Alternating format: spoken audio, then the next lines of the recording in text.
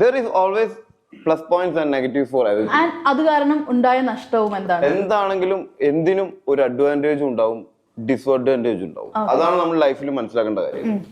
ലൈഫിൽ നമ്മൾ ജനനത്തിന്റെ അഡ്വാൻറ്റേജ്, ജനനം എന്ന് പറയുന്ന അഡ്വാൻറ്റേജ് ആണെങ്കിൽ അതിന്റെ ഡിസ്അഡ്വാൻറ്റേജ് മരണമാണ്. ഹാപ്പി ആണെങ്കിൽ സാഡ് ആണ്. മനസ്സിലായ? ഇപ്പോ നമ്മൾ സക്സസ്ഫുൾ ആണെങ്കിൽ ഫെയിലിയർ ആണ്.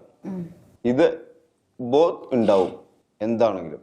Sadness ഇല്ലെങ്കിൽ there is no happiness. Failure ഇല്ലെങ്കിൽ there is no sadness. I mean it's so there is failure ഇല്ലെങ്കിൽ സക്സസ് ഇല്ല.